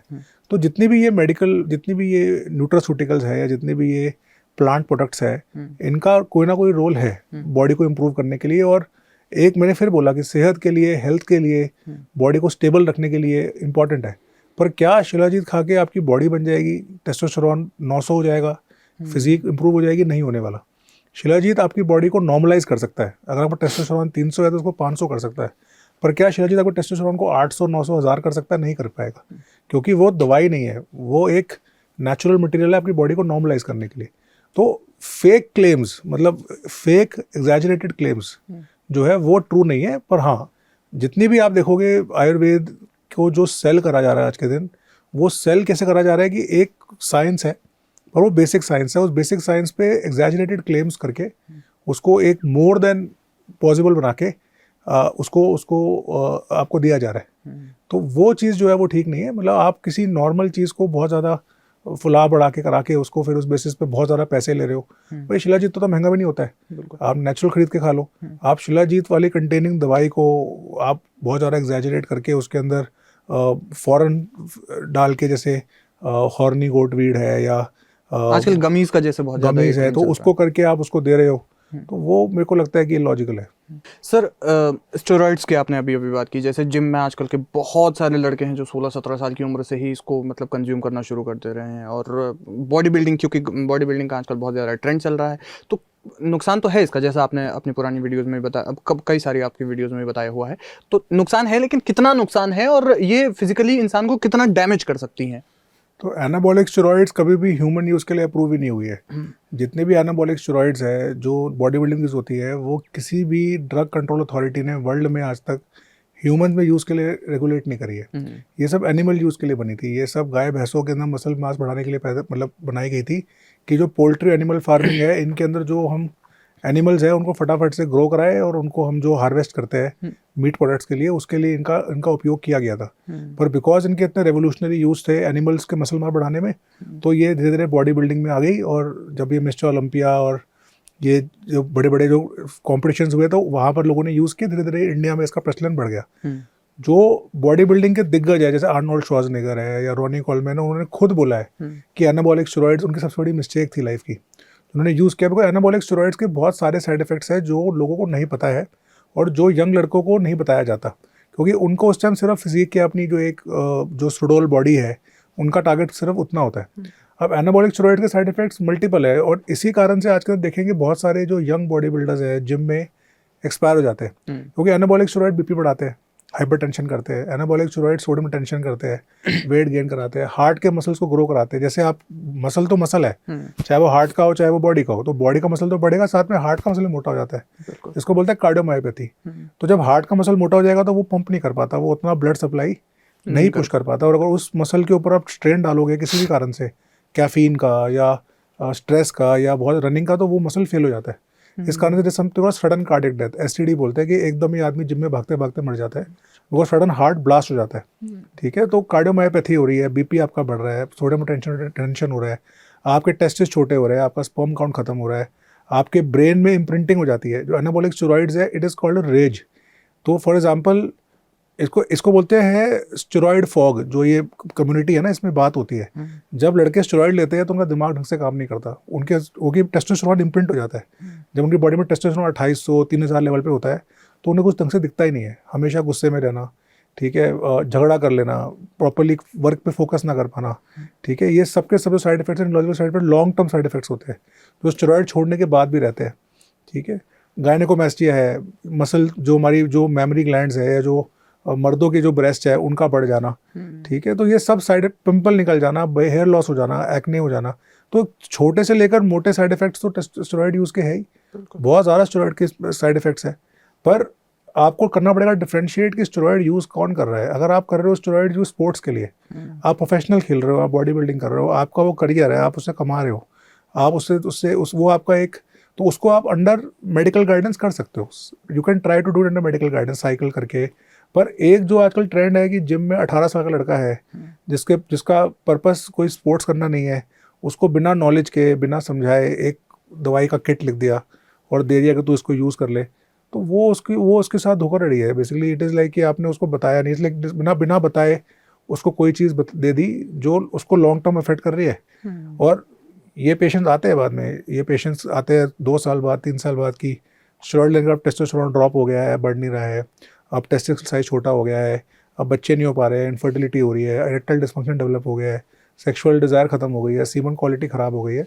तो फिर उसके बाद हमें इनको चेक करना पड़ता है कितना स्टेरॉइड लिया है, कौन सा लिया है। और बिगेस्ट प्रॉब्लम क्या है आज के दिन की, जो जिम ट्रेनर्स अब बताते भी नहीं कि दे क्या रहे हैं, वो उनको ये पता भी नहीं होता कि उन्होंने क्या लगाया है, बस बेचना है। नहीं, जैसे फॉर एग्जांपल अगर कोई बंदा हो जिसके पास लिखित में हो कि उसने ये 5 स्टेरॉइड्स यूज़ किए, तो एज अ डॉक्टर मुझे पता है कि ये 5 स्टेरॉइड्स में ये इफेक्ट होता है और मैं उसको रिवर्स कर सकता हूँ। बिल्कुल। पर अगर एक पेशेंट ऐसे कहा मुझे तो 4 इंजेक्शन दिए थे, 10 गोली खिलाई थी, अब वो गोली में क्या था स्टेरॉइड इंजेक्शन हमें पता नहीं है, तो फिर हमें उनके टेस्ट करा के उसको रिवर्स फाइंड करना पड़ता है कि इसमें से क्या मिला होगा इसको, या क्या दिया होगा इसको, फिर उसके हिसाब से फिर उसको कुछ में फ़ायदा कर सकते हैं, कुछ में फ़ायदा नहीं भी होता। इसी से जुड़ी हुई एक और सप्लीमेंट आता है मास गेनर। बहुत पतले जो लड़के होते हैं वो उनको जिम में ये बोलते हैं कि वो मास गेनर लेंगे और फिर उसके बाद उनकी जो बॉडी का जो मास है वो बढ़ने लगेगा। बढ़ता तो है, बट क्या उससे साइड इफेक्ट क्या है सर? तो mass gainer is a combination of 3 things जो अगेन बताते नहीं है। मास गेनर में एक तो होता है स्टेरॉइड, प्रेडनिसोलोन, जो कॉर्टिकोस्टेरॉइड होते हैं। एक उसके अंदर होता है बहुत हाई क्वालिटी का प्रोटीन, एक उसमें हैवी फैट कंटेंट होता है, ठीक है, और उसमें थोड़ा बहुत टेस्टोस्टेरोन या एनाबॉलिक स्टेरॉइड होते हैं। इन चारों के कॉम्बिनेशन को मास गेनर नाम दिया गया है स्पोर्ट्स इंडस्ट्री में। तो कोई भी खाना खाने से किसी का वजन नहीं बढ़ सकता। अगर किसी भी यंग लड़के का वजन बढ़ाना है तो उसको high quality protein, high quality fat along with steroids देना ज़रूरी है, तभी उसकी बॉडी जो है वो मास को गेन करके रिटेन करेगी। अब ले तो लेते हैं, वजन बढ़ भी जाता है और 50-70% लोगों में कोई नुकसान होता भी नहीं है, पर एंड ऑफ द डे अगर आप स्टेरॉइड्स ले रहे हो और आप एनाबॉलिक, दोनों अलग अलग चीज़ें हैं। एनाबॉलिक स्टेरॉइड टेस्टोस्टेरोन होता है और स्टेरॉइड से प्रेडनिसोलोन होता है। अगर इसको ले रहे हो तो इसमें भी अगेन जो मैंने बताया सारे साइड इफेक्ट्स आपको, हार्ट को लेके, नर्व्स को लेके, डायबिटीज़ हो जाना, हार्ट रेट बढ़ जाना, एरिथमिया हो जाना, ये सब प्रॉब्लम्स लॉन्ग टर्म में हो सकती है। ये जिम को लेकर के तो सर इतनी सारी बातें होती है, लेकिन अल्टीमेटली जैसे स्टेरॉइड्स हो गए या फिर मास गेनर्स हो गए, क्या इसका कोई आपके पास भी बहुत सारे ऐसे इस तरह के पेशेंट्स आते होंगे, मतलब क्या आपके पास कोई ऐसा पेशेंट आया कभी कि जिनका ये सब चीज़ें कंज्यूम करने के बाद एकदम ही उनकी जो सेक्सुअल हेल्थ है वो एकदम ख़राब हो गई पूरी तरह रोज़ से? ही आते हैं। मेरी 15-20% प्रैक्टिस ही इन मरीजों की है जिन्होंने जिम के अंदर बहुत अच्छी फिजिक बनाई है, ठीक है, जो देखने में तो जिनको आप मॉडल्स बोलेंगे, पर जो एक्चुअली परफॉर्म या मतलब अपनी मैरिटल लाइफ या अपनी सेक्स लाइफ में कुछ नहीं कर पा रहे हैं। तो ऐसे तो पेशेंट रोज़ ही आते हैं। उनका टेस्टोस्टेरोन डिक्लाइंड है, मोटिवेशन ख़त्म है। एक होता है पोस्ट टेस्टोस्टेरोन डिप। जो आदमी टेस्टोस्टेरोन ले रहा होता है ना पहले 4-6 महीने, उसको बहुत अच्छा लगता है, उसकी बॉडी एकदम फिजिक होती है, वो हमेशा, टेस्टोस्टेरोन एक फील गुड हार्मोन है। टेस्टोस्टेरोन हाई रहता है तो आपकी बॉडी बहुत अच्छी रिस्पॉन्ड करती है, खुशी रहती है, हर चीज़ में अच्छा लगता है। पर जब टेस्टोस्टेरोन आप बाहर से लगाना बंद करते हो और बॉडी ने बनाना बंद कर दिया, अब बाहर से मिल नहीं रहा है, बॉडी बनानी नहीं रही, तो टेस्टोस्टेरोन एकदम क्रैश करता है। तो क्रैश करते ही एकदम ही वो आदमी नया ही दिखता है, उसमें डिप्रेशन, लैक ऑफ मोटिवेशन, काम करने का मन खत्म हो जाता है, ठीक है। कई लड़के हैं जो ऑफिस छोड़ देते हैं जाना, कि ऑफिस जाना नहीं है, जिम जाना नहीं है, जो वेट लूज के उससे ज़्यादा वेट गेन कर जाते हैं वापस, बिकॉज अब एक्सरसाइज करने के लिए टेस्टोस्टेरोन चाहिए, क्योंकि मोटिवेशन रहता ही नहीं। आप टेस्टोस्टेरोन लगा के जिम में 6-6 घंटे एक्सरसाइज कर रहे हो और ऑफ साइकिल पे टेस्टोस्टेरोन जब नहीं लगा रहे तो उसमें आपका मन ही नहीं कर रहा है जिम जाने का, ठीक है, आपका मन नहीं कर रहा है दोस्तों से मिलने का, आपका मन नहीं कर रहा है सेक्स करने का, आपका मन नहीं कर रहा है। मतलब हमें गलतफहमी ये है कि टेस्टोस्टेरोन सिर्फ एक सेक्स हार्मोन है, ऐसा नहीं है। टेस्टोस्टेरोन मर्दों का प्राइमल हार्मोन है। टेस्टोस्टेरोन आपकी मोटिवेशन, आपकी ब्रेन, आपका इंसेंटिव, आपकी ग्रोथ, आपकी body mass, muscle mass, bone mass, nerves, हर चीज़ कंट्रोल करता है। तो टेस्टोस्टेरोन सेक्सुअल तो खाली एक पार्टी है। अगर टेस्टोस्टेरोन घट जाए तो आपको लगेगा कि आपके अंदर से मेल एनर्जी खत्म हो गई है, ठीक है। जितने भी वर्ल्ड के बड़े किंग्स हुए हैं, या नेपोलियन हुआ है, हिटलर हुआ है, या जितने भी आप जिन लोगों को आप कहते हैं कि जो साम्राज्य कायम किया है, सब टेस्टोस्टेरोन हाई लोग थे, ठीक है। टेस्टोस्टेरोन लो के अंदर कोई साम्राज्य नहीं बनाता है, ठीक है। तो you go from a king to a beggar within a period of 10 days, and then उसको क्या लगता है, उसको लगता है टेस्टोस्टेरोन फिर लगा लेता हूँ मैं, फिर ठीक हो जाऊंगा, फिर लगाता है, फिर बढ़ता है।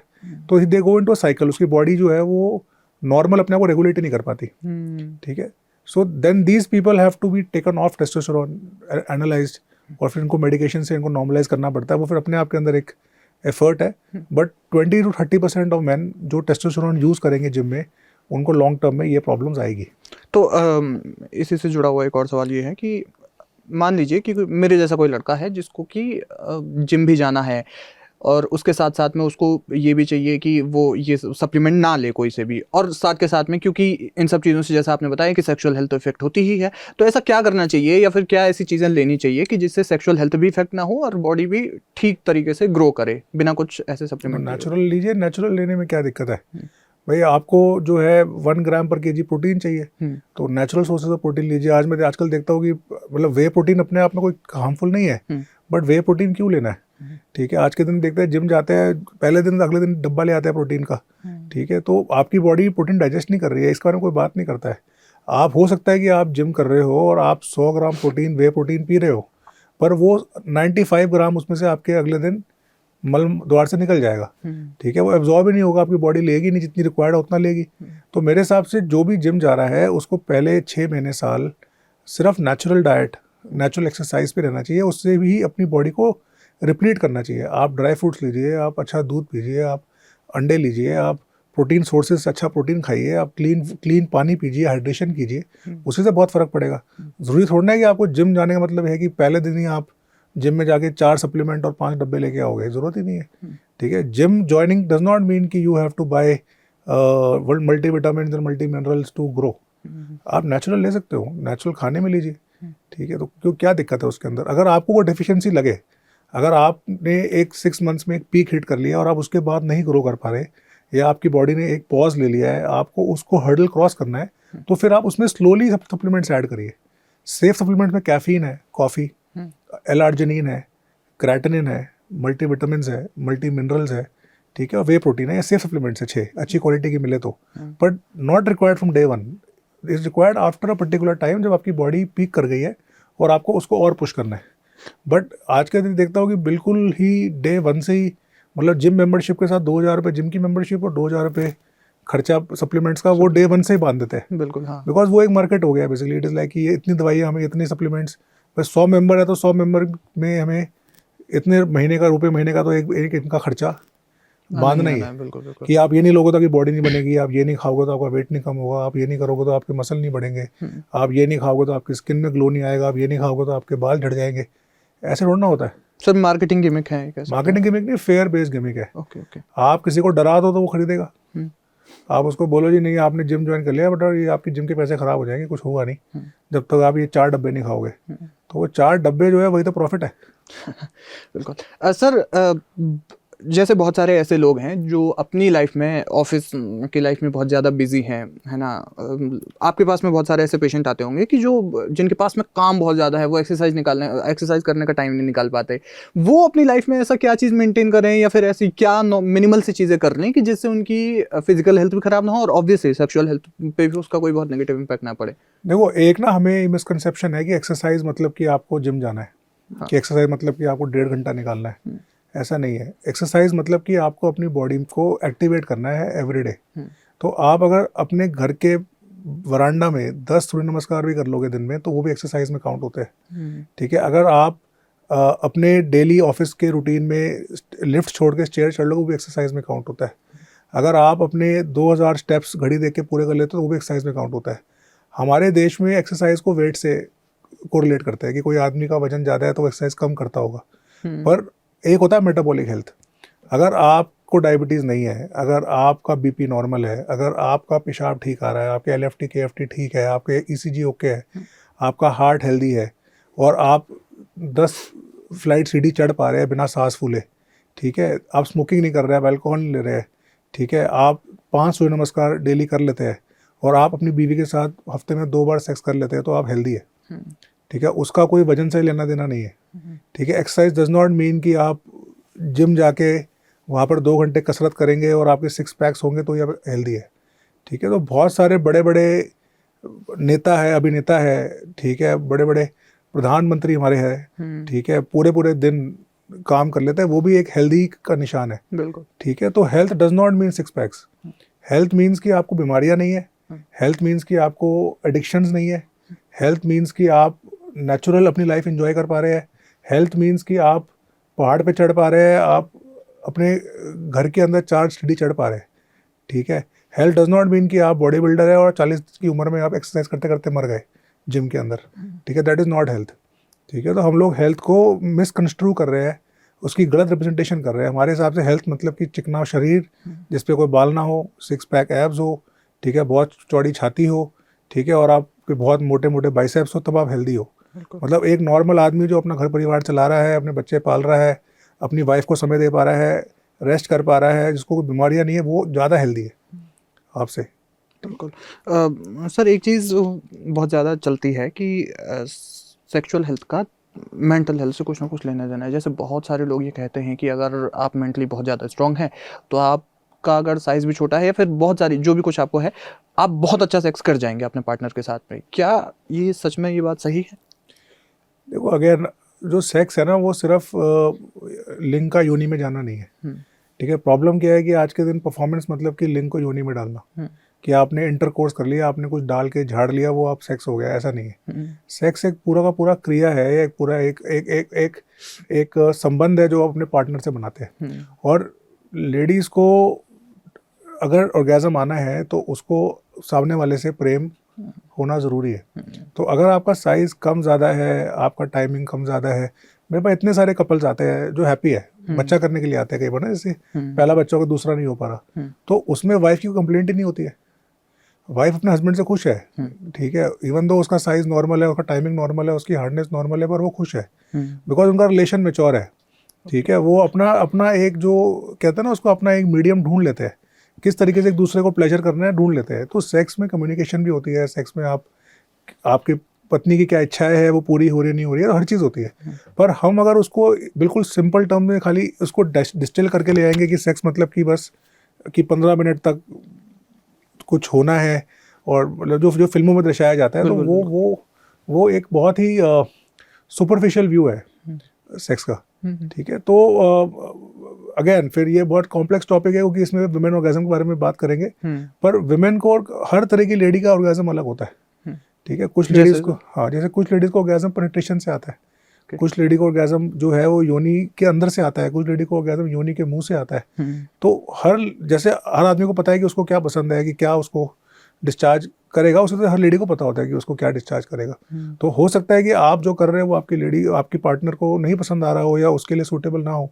तो सबसे पहला स्टेप तो है कम्युनिकेशन ज़्यादा ज़रूरी है कि भाई क्या चीज़ है ऐसी जो हम चेंज कर सकते हैं। हो सकता है कि बिना कुछ किए या बिना कोई इलाज किए ही पार्टनर को, मेरे आते हैं पेशेंट 30 मिनट्स का सेक्स टाइम है और मरीज़ कह रहा है ऐसा 30-30 मिनट करता हो, वाइफ को फील ही नहीं होता है। ठीक है, क्योंकि वो वाइफ से बात ही नहीं कर रहा है, उसकी वाइफ को वुमन ऑन टॉप पोजीशन चाहिए, वो उसको पता ही नहीं है। ठीक है, वो ना फोर प्ले कर रहा है, ना वो किस कर रहा है, ना वो अपनी वाइफ को उत्तेजित कर रहा है, जिसको हम कहते हैं कि गर्म करना बोलते हैं सिंपल टर्म में। ना वो वाइफ से कम्युनिकेट कर रहा है। ठीक है, वो वाइफ से झगड़ रहा है। ठीक है, ज़बरदस्ती कर रहा है, तो उसमें वाइफ को कहाँ से ऑर्गेज़म आएगा। ठीक है, वहीं पर ही अगर वो अपनी वाइफ से डिस्कस करे चीज़ों को, या अपनी वाइफ समझे कि उसको क्या पसंद है, या थोड़ा सा उससे फोर प्ले कर ले या रोमांस कर ले, हो सकता है कि 5 मिनट में भी ऑर्गेज़म आ सकता है। ठीक है, तो ये चीज़ें समझनी है। तो ये सेक्स एजुकेशन का पार्ट है, जिसके लिए आई थिंक सोशल मीडिया एक अच्छा प्लेटफॉर्म है, जहाँ पर धीरे धीरे हम लोग कर भी रहे हैं कोशिश। मैं कर रहा हूँ, बहुत सारे विमेन काउंसलर्स है आज के दिन, बहुत सारी अच्छी लेडी काउंसलर्स है जो फीमेल से बात कर रही है कि भाई आपको अपने हस्बैंड से कैसे कम्युनिकेट करना है, या किस तरीके से आप अपने पार्टनर्स के साथ बेटर इंटरकोर्स कर पाए। But sex is not only penetration, मतलब जो पेनिट्रेशन है वो सिर्फ सेक्स नहीं है। ओरल सेक्स पे आते हैं थोड़ा सा, क्योंकि ये ऐसा टॉपिक है जो कि जो भी मतलब लड़का कम से कम उसको, बहुत लड़कों को ये चीज़ें पसंद होती है ऑब्वियसली। ओरल सेक्स हेल्दी है आपके हिसाब से? ओरल सेक्स अनहेल्दी भी नहीं है, हेल्दी भी नहीं है। जो एज अ कपल कंसेंट में हो रहा है, जो कपल्स में कंसेंट, देखो जबरदस्ती कुछ नहीं होनी चाहिए सेक्स के अंदर। हाँ। पर अगर कंसेंशुअल है, म्यूचुअली प्लेजरेबल है और दोनों पार्टनर्स उसको एंजॉय कर रहे हैं, तो वो नॉर्मल हेल्दी है। ठीक है, अब बिगेस्ट कंप्लेंट क्या होती है हमारे पेशेंट्स की, हमारी वाइफ ओरल सेक्स करना नहीं चाहती। ठीक है, अब उनको कैसे ज़बरदस्ती करे, तो ज़बरदस्ती नहीं कर सकते। ठीक है, अब एंड ऑफ द डे आप एवरीबडी इज़ नॉट कंफर्टेबल। ठीक है, कि कोई एक मूत्राशय है या एक मूत्र का पार्ट है, उसको ओरल में करना इज़ नॉट कंफर्टेबल एवरीबडी। तो oral sex is fine, but again open communication और पार्टनर्स के बीच में एक अंडरस्टैंडिंग, और दोनों के लिए वो इन्जॉयबल हो। ठीक है, तो तभी उसका कोई सक्सेस निकलेगा। पर अदरवाइज अगर आप बोले कि ओरल सेक्स अनहेल्दी है या हेल्दी है, तो ओरल सेक्स अनहेल्दी नहीं है। पर हाँ, oral sex is as contagious. STD की बात करें अगर हम, तो हमें कई बार मिसकंसेप्शन होता है कि भाई जो एसटीडी है या जो इन्फेक्शंस है वो सिर्फ वजाइनल सेक्स से ही होंगे। कहीं मैं देखता हूँ बहुत सारे लोग आते हैं इन्फेक्शन लेके मेरे ओपीडी में, जो कहते हैं सर हमने ओरल सेक्स बिना कॉन्डम किया था, उसके बाद हमने सेक्स तो विद कॉन्डम किया था। तो ओरल सेक्स भी सेक्स का पार्ट ही है, और ओरल सेक्स से भी बीमारियां फैलती है। हाँ। ठीक है, तो जो एचपीवी है या जो ओरल कैंसर्स है या एचआईवी है या सिफिलिस है, ये सब ओरल सेक्स से ही फैल सकती है। तो अगर आप ओरल सेक्स कर रहे हैं किसी अनजान पार्टनर के साथ या मल्टीपल पार्टनर के साथ, तो वहाँ प्रोटेक्शन ज़रूरी है। पर क्या ओरल सेक्स खतरनाक है या ओरल सेक्स अनहेल्दी है पुरुष के लिए या महिला के लिए? तो नहीं, दोनों के लिए नॉर्मल है। मतलब इन्फेक्शन के चांसेस दोनों में सेम है। पर उसके अलावा इन टर्म्स ऑफ हेल्थ मतलब क्या वो अनहेल्दी हेल्दी नहीं, it is normal, it is same, चाहे नीचे हो चाहे ऊपर हो। एक मेरा लास्ट क्वेश्चन है, उसके बाद हम थोड़ा सा मिथ बस्ट करेंगे। जिस लड़के की सेक्सुअल हेल्थ बहुत ज़्यादा अच्छी नहीं है, आपके पास में ऐसे पेशेंट्स आते होंगे, उसका ना उसकी दिमाग पे क्या असर पड़ता है या फिर उसकी मेंटल हेल्थ पे उससे क्या असर पड़ता है? हालांकि ये टॉपिक मतलब नहीं तो वही sexual health is a base health. मतलब आप समझिए कि अगर देखो द डेफिनेशन ऑफ हेल्थ, अगर आप WHO डेफिनेशन देखो हेल्थ की, तो इट सेज कि when a man is healthy mentally, physically, socially, emotionally and sexually, पांचों पैरामीटर पूरे होने चाहिए। अगर कोई भी पैरामीटर इसमें से खराब है, मैं कह रहा हूँ सेक्सुअल हेल्थ छोड़ो, अगर आपको कोई बीमारी हो जाए, मैं कह रहा हूँ लिवर डिजीज हो जाए, डायबिटीज़ हो जाए, कोई बीमारी हो जाए, तो वो मेंटल हेल्थ डिस्टर्ब हो जाती है। बिल्कुल। सबसे बड़ी जो वेल्थ है वो हेल्थ है। आज अगर बीमारी नहीं है, डॉक्टर को जाना ना पड़े और दवाई ना खानी पड़े, तो आदमी बहुत सुकून और सुखी है। तो किसी को सेक्सुअल हेल्थ प्रॉब्लम हुई तो डेफिनेटली दिमाग पे जोर पड़ता है, मेंटली डिस्टर्बेंस होती है। बिकॉज सेक्सुअल हेल्थ अकेला पैरामीटर है जिसमें कपल इन्वॉल्व हो जाता है। आप समझिए कि बीमारी, जैसे अगर आपको बीमारी है हार्ट की, तो आपको है हार्ट की बीमारी, पर अगर आपको सेक्सुअल बीमारी है तो आपकी वाइफ साथ बीमार है आपके, ठीक है, क्योंकि आप उसको भी फुलफिल नहीं कर पा रहे। बिल्कुल। ठीक है, तो आपकी जो बीमारी है वो डायरेक्टली ट्रांसफर हो रही है आपकी पार्टनर के ऊपर। तो अगर आपको इनफर्टिलिटी है तो बच्चे आपकी वाइफ को नहीं हो रहे। ठीक है, अगर आपका स्पर्म काउंट खराब है तो आप दोनों को बच्चे नहीं हो रहे। अगर आपको टाइमिंग की दिक्कत है तो दोनों ही सेटिस्फाई नहीं हो रहे। तो सेक्सुअल हेल्थ में यूनिक पर्सपेक्टिव ये है कि जब एक बीमार आता है तो साथ में उसका पार्टनर भी बीमार है। ठीक है, चाहे वो साथ में उसके आए या उसके साथ ना आए। और 90% मर्द मेरे ओपीडी में तभी आते हैं जब उनकी वाइफ धक्का मारती है। ठीक है, जब घर में कलेश होता है।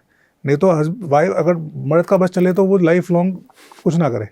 ठीक है, जब घर पे वाइफ गुस्सा करती है तो मेरे ओपीडी में आता है कि सर अब तो बात यहाँ तक पहुँच गई है कि अब झगड़ा होने लग गया है। ठीक है, और जो ये सेक्सुअल झगड़े हैं ना, ये सिर्फ बेडरूम में नहीं रहते हैं, ये सेक्सुअल झगड़े भी हर जगह फैलते हैं।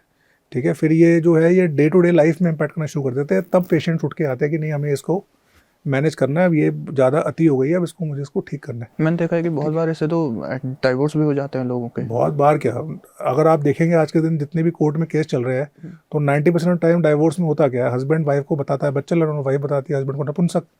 ठीक है, जितने डाइवोर्स केसेस है उसमें स्टैंडर्ड यही है, तो वाइफ हमेशा बताएगी कि मेरा हस्बैंड नपुंसक है। ठीक है, तो उसमें 30% टाइम्स वो ट्रूथ होता है, 30% टाइम्स वो फेक होता है। बट सेक्शुअल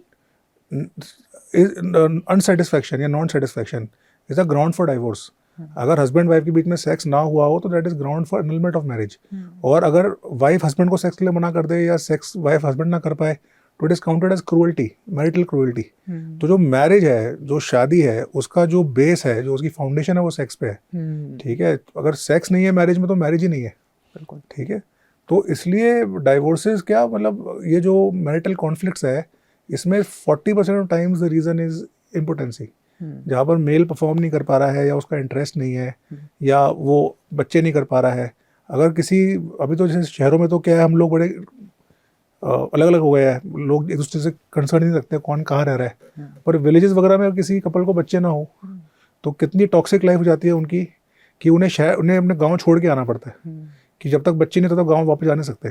ठीक है, हस्बैंड मेरे पास आते हैं लेबरर्स या जो कम्युनिटी है बिहार में रहते हैं या बंगाल में रहते हैं या कहीं भी शहर में रहते हैं, वो दिल्ली में काम इसलिए कर रहे हो क्योंकि उनको बच्चे नहीं हो रहे। तो वो वापस जाते नहीं है विलेज की, विलेज जाएंगे तो फिर लोग पूछेंगे कि बच्चे क्यों नहीं हो रहे। ठीक है, और फिर चलता है कि स्पर्म काउंट में इशू है, फिर उनका इलाज करो। तो सेक्सुअल डिसफंक्शन जो है वो हमारी सोसाइटी में आज भी स्टिग्मा है। और डिस्कस कर लो तो प्रॉब्लम, ना करो तो problem.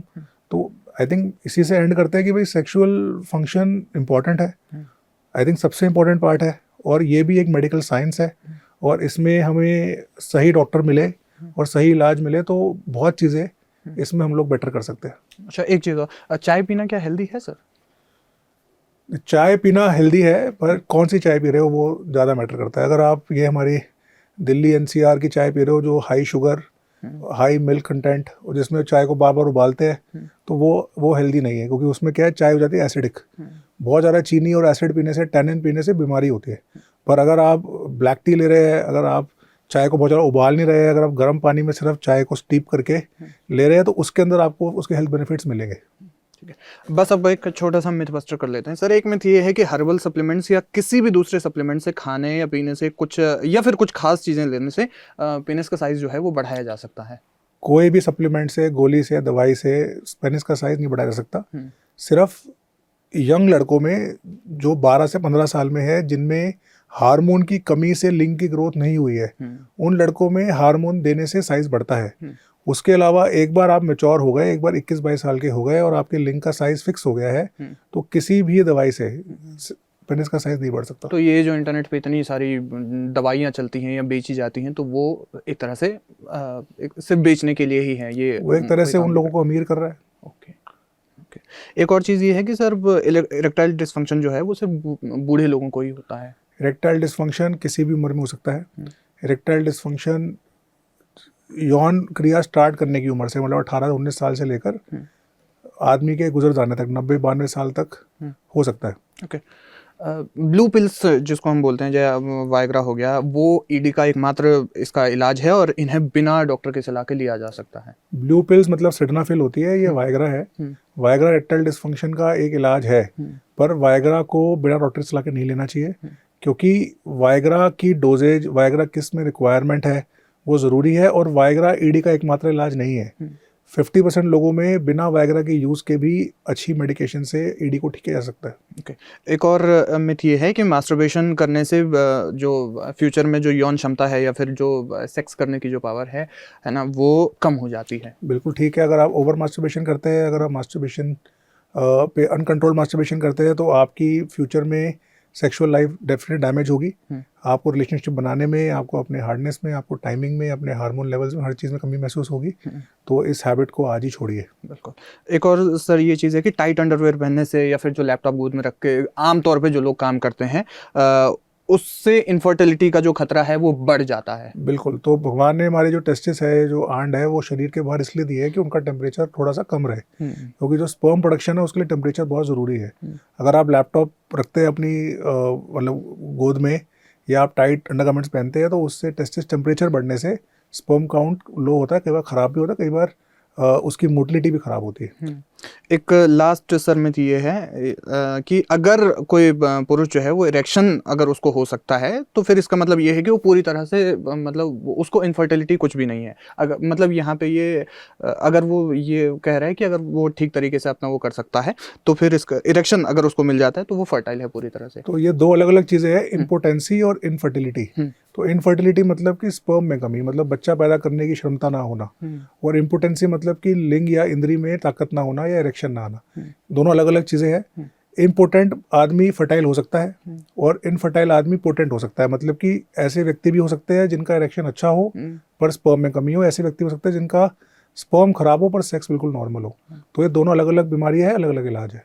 Thank you so much sir. और लाइव हिंदुस्तान पर हमारे साथ मौजूद थे डॉक्टर वी.जी. गुप्ता। इन्होंने बहुत सारे सवालों के जवाब दिए, खासतौर पर आपसे जो जुड़े हुए आपके कई सवाल होंगे जो दिमाग में या फिर आप किसी से पूछ नहीं पा रहे होंगे, तो ये जो सारे कॉन्सेप्ट है वो कोशिश हमने यही की है कि इस एपिसोड में पूरा करें।